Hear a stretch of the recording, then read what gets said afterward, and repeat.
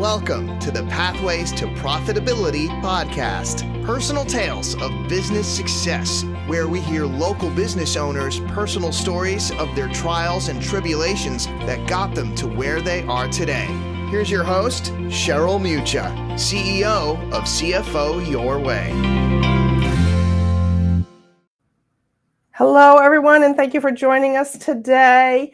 I'm really excited, as I always am, about our guests. But today our guest is Geneve Huxley. She is a CPA and an outsourced CFO.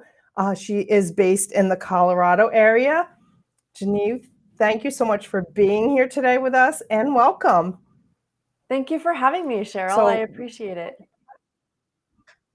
So start a little bit, tell the audience a little bit about you, your company, how long you've been in business. Just give us a brief overview. Sure. I've been a CPA for more than 20 years and started my company about 4 years ago. Decided to move into the fractional CFO area. When I left my last position, I had what somebody called an abusive relationship with my calendar. And so decided it was time to have more control over my calendar and my life. So decided to bring that expert level of CFO experience that I have and bring that to small business owners who could really use that financial expertise and knowledge, but don't need it on a full-time basis. So that's why I decided to get into business for myself. So controlling your calendar was the impetus for going into business for yourself. Yes, it was. I love it. So describe for our audience a little bit about like who your clients are and what their pain is or their suffering is that brings them to you. Sure. The clients that come to me are I usually have hit the $1 million mark in revenue, and they could be in a variety of industries, and they sometimes have a difficulty in putting into words what it is that they're struggling with. They know that there's something not quite right with the finances, but they can't quite put their finger on it, and they can't quite explain what the issue is. And so they'll want to bring me on a monthly advisory role and help them really get their systems and processes set up, help them to understand their financials better, and help them to really kind of see the future with their financials. So I see your tagline on your LinkedIn profile and your website and whatever. I saw financial mysteries, which I love because business owners, most of them admit they don't know what they don't know. So like what's one of the big or two of the big financial mysteries you solve for your clients? Well, let's see. It's kind of a big variety. So one example is what I call a cost analysis. A lot of service industry companies don't exactly know how much it costs to provide a service to one of their customers. As you know, Cheryl, the financial statements, the P&L they can see the bottom line on the P&L. Yes, I was profitable last year. But if they sell 10 different services, they could have a situation where 7 of those services are profitable and 3 of them they're actually losing money on at the price that they're charging. And they're generally not able to see that in their P&L in QuickBooks because it's not split out into those 10 services. And so one of the things that I can really help them get super clear on is how much it costs to provide those services. So then at the end of that, they'll know, gosh, we're losing money on these 3 services. So we either need to raise our prices on those services or we need to just stop offering them altogether because it's not profitable. And by making those kinds of decisions and seeing that level of detail, all of that savings drops down to the bottom line and increases their profitability.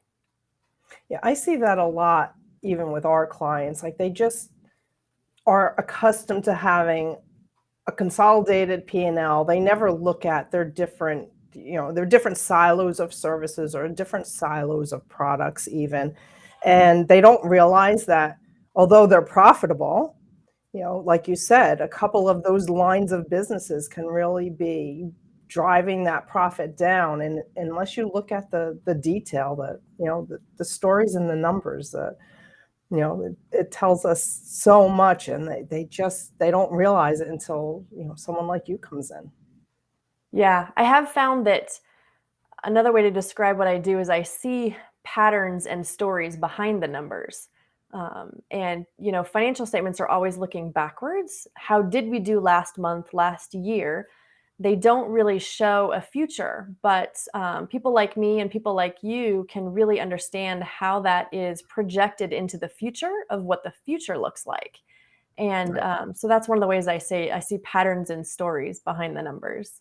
Yeah, I say all the time that the numbers tell a story, and we just have to be able to write that story and listen to that story and improve on that story. Hmm. So I just want to kind of step back a little bit and talk to our audience and you about, so Geneve and I are in the same line of business. We're both CPAs. We both provide outsourced accounting services. And so many people I talk to say, well, why are you so close with someone that is your competition? And I don't see it as competition. Geneve and I have built this really great relationship where we can be almost like business partners. So we rely on each other to help each other through difficult situations, or if we have a question, we're just a phone call or a Zoom away in this day and age. So talk to me a little bit about like your referral network and how you feel about being close to people that do the same or similar thing that you do. Right.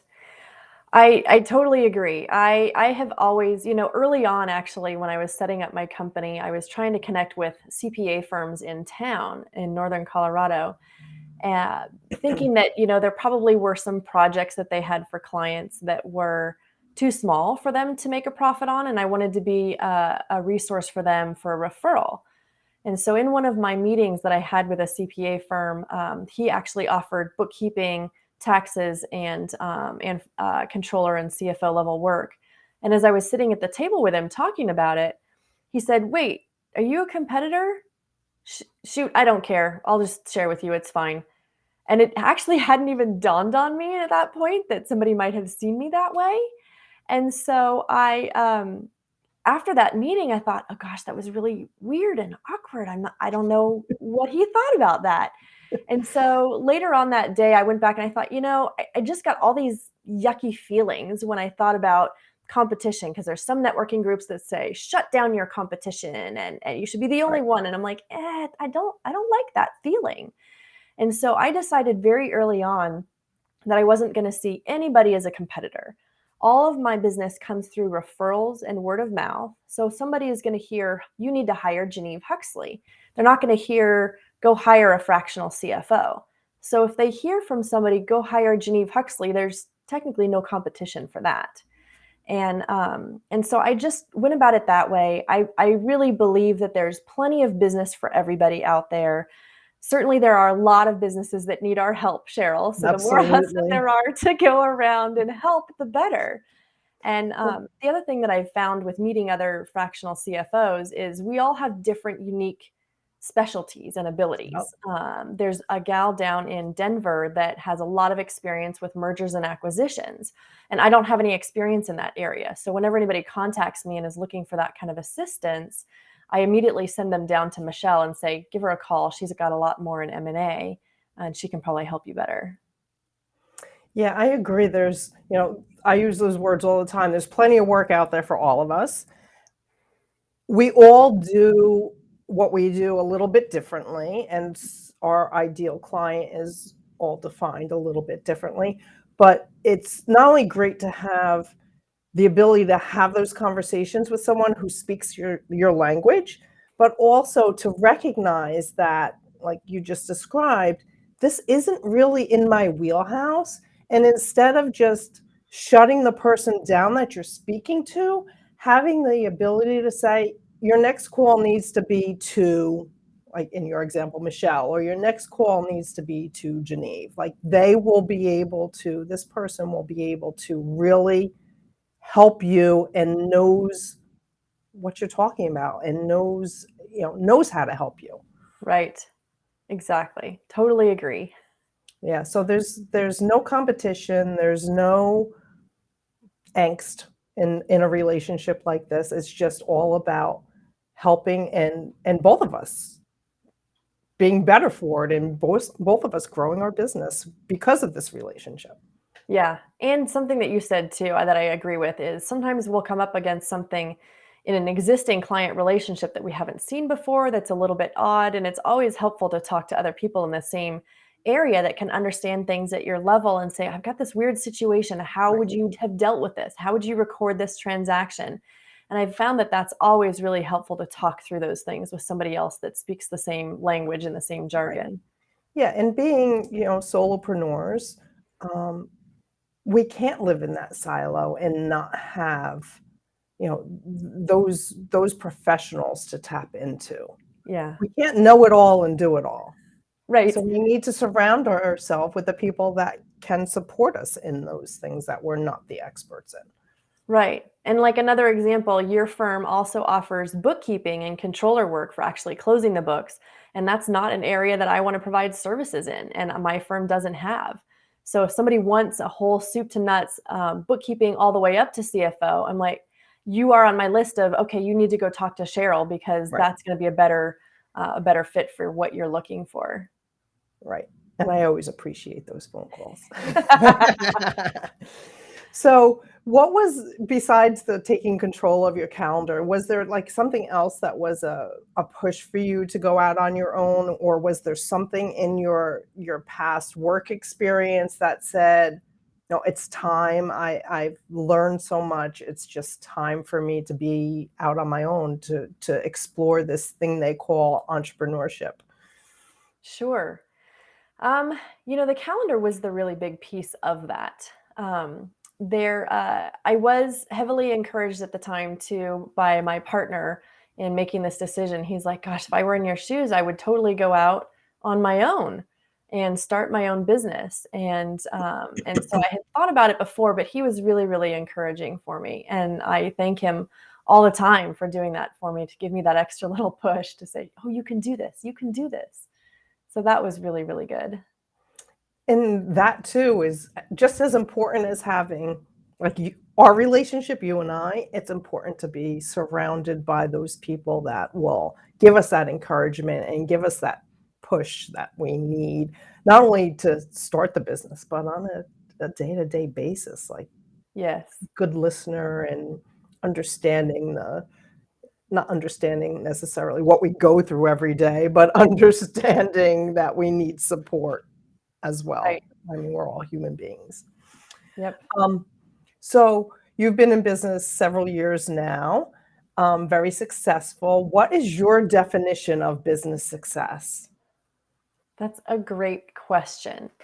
I would say it's having enough money to buy the things that you need and having enough that you feel comfortable to also buy the ones that you want. But in addition to that, and almost more than that, is are you happy doing what you're doing? Um, one of the things that's different between my business model and your business model, Cheryl, is that I've decided I don't want to hire any staff. My CPA firm is going to be just me the whole time. And that's because I really enjoy working directly with my clients and Right, advising them and working with them and building, financial what if analysis files for them. I enjoy doing all that. If I right, start to hire other people to come in and do that work and it moves me more into a supervisory role of them, I'm just not going to enjoy my days quite as much. And so I've accepted that there's going to be an upper limit on the growth of my business because I won't hire staff to be able to expand that way. But I'm okay with that. I've accepted that because I'm going to be happier the whole time I'm in business anyway, because I'm going to be doing all of the pieces directly and personally that I enjoy the most.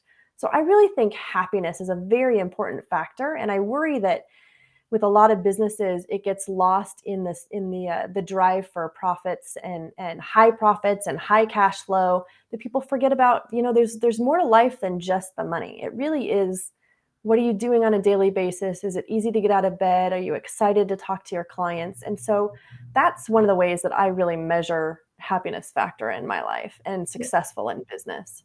And I agree with you 100%. And I live by the model that you have to love what you do. Like, I love what I do. And I work hard, but I don't work a day in my life because there's such a passion for doing what we do. And, seeing the light bulb go on above a client's head when, you've explained something or presented something and they get it. Yeah. And what a difference it's going to make in themselves and the future of their business. Yeah, and I love that image too because when I'm educating my clients, and I have some clients that are early in their business, and there's a lot of education about inventory and what happens behind the scenes in the general ledger when you create an invoice for a customer. And as I'm walking through how it all works together, I love it because the look on their faces is, oh, and it's almost like you can see the actual light bulb go off over their Yep. head. It's very satisfying that it's connecting for them. Yeah, and the stress just relieving from their face and their body. Uh-huh. Yeah. Yes. You can see So them relax and, "Oh, okay, I get it. Now I understand why you're really picky about how that happens, Geneve." so you talked a little bit about, being, a business owner and making this decision to not incorporate staff or a team into your organization. So it's all Geneve for all your clients. So how do you set the parameter of work-life balance? So how do you make sure that you have the balance, of course, and the time to do what you love to do? Mhm. So I do utilize some outsourced resources for some of the back end things of business. I do have a virtual assistant that helps me out with some more tedious tasks that need to be done. I also have some assistants in the marketing section and people that polish up my writing. I don't know if this also feels true for you, Cheryl, but I'm a numbers person. Numbers, I love numbers. I can work in numbers and spreadsheets all the time, but if you want me to write like a beautiful novel, that's going to be a bit of a struggle for me. So I have hired some assistants in that area too, to help really polish up my stuff and make it a little bit more readable to people that don't get as excited about numbers like you and I do. Um, so I've kind of taken off that more of those administrative, non-direct client work stuff, and am using contractors to help provide those services and help me get that part taken care of. So that's one of the ways that I do that. And as I grow and bring on more clients, I'll be offloading more and more of that stuff, but that's where I am right now. Right. And it goes back to what we said before, surrounding yourself with the people that can support you. Mhm. So it allows us to be the best that we can be in what we desire to do and love to do every day. Yes, absolutely. And I'm pretty sure I work more than 40 hours a week, but again, it's like you said, you don't work a day in your life because you enjoy what you're doing. I have an interesting different family setup, and so there's times where it's like I don't have anything else to do, especially the last 2 years with COVID.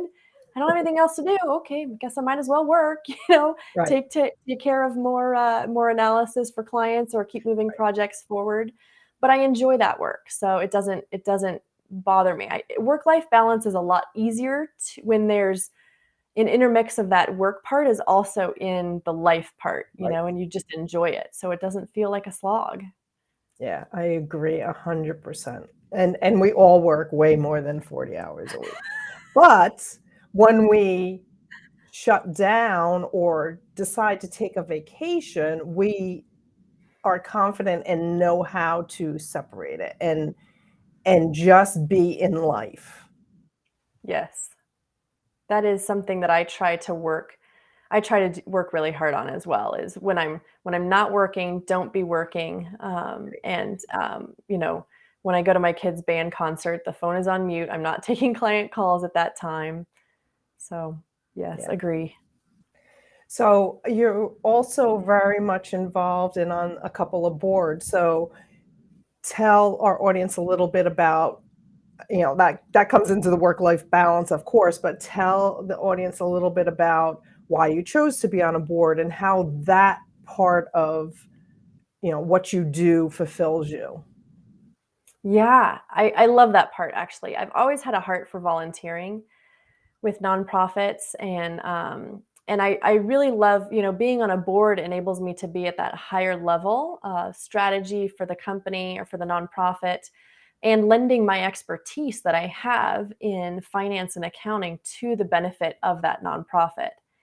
And so right now I'm on two different boards, and I love being involved in that strategy part of it. So when I work with my clients that are paying me fees, they're also supporting the broader community overall because I'm offering my services to those nonprofits at the board level, free of charge as a volunteer. So I get fulfillment because it's volunteer work, and I know that I'm supporting the broader community. There's also another group that I'm involved with called Sage here in Fort Collins, and they're helping really, really early startup companies, usually that come out of the local university.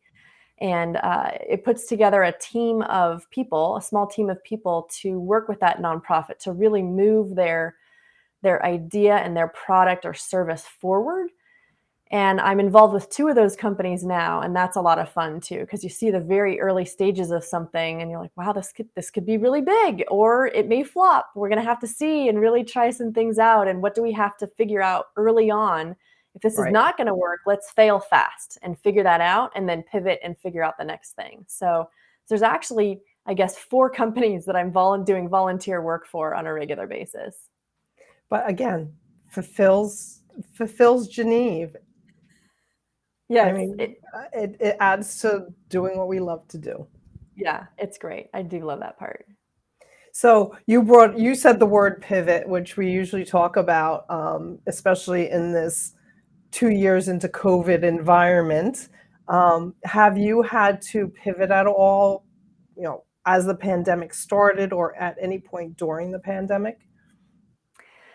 It was relatively minimal with my company. When I first started my company, it was pre-pandemic, and my focus was I want to bring this expert level of fractional CFO services to the northern Colorado area. I'm about an hour north of Denver, and there's a lot more people that do what I do in Denver, but in northern Colorado there's a lot less. So that was kind of my regional local focus to start, and it worked well for a couple of years. And then when COVID hit, there were clients that I was going out to in person on a regular basis, and so that converted to Zoom and online and phone. And in the early months of the pandemic, every business kind of said, "Wait, hold on, what is happening?" And so everything kind of just froze from a business perspective. Maybe you experienced the same thing. Mm-hmm. Um, but then by about June, everybody was like, "Okay, we're going to be having to deal with this for a little while. We've got to Right. figure out what to do." And so I just continued providing my services via Zoom because I could pretty much do everything for clients that way. And it was so it was very minimal. I think I started paying for a Zoom subscription, and that was about it. Yeah, I think, like you said, when the pandemic first hit, I think business owners globally just were like took that minute to pause and say, okay, what does this mean? What's the effect? How am I, Mr. and Mrs. Business Owner, going to step forward and continue to operate, and all the programs that came out, and you know figure it out. But I know for me and our clients and even non-clients, there was such an opportunity to be a volunteer, be a spreader of information to clients, non-clients, because there was so many questions and so much panic and There unknown. was there was very early panic, but things got back to it, and now, of course, I'm able to provide my services to anywhere in the country, and so I've really expanded my footprint, I guess you could say. And I have clients in Ohio and New York and Texas and California, and still have several Colorado clients from before the pandemic. So that's been good from my business perspective. And I think business owners realize now in this environment that it's okay and we can work remote. It works. We Yes. have the technology in place to be able to do that. So it just expands the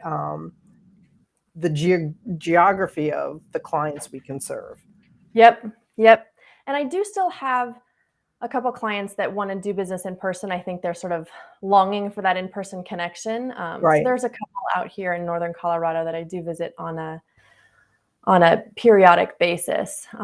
But obviously my clients from in other states are perfectly fine, right, because most of what I do is advisory, having calls with them, having Zooms with them to discuss things. And then if I'm building a what if analysis, I do a lot of the building on my own. And right. then once I'm ready to turn it over to the client and say, okay, here's how you use the file. Let me train you how to use the file. Then we'll have another meeting. I can train them. But with the screen sharing and the technology we have nowadays, it's really easy to service companies in other states. So I'm really glad for that. So as we wrap up here, is there anything else that you want to share with our audience? If I'd love it to have a conversation if they think anything I could help them out with. I get really excited about spreadsheets and analysis. So if there's ever anything that's complicated, you don't really know how to put together, I love doing those kinds of things.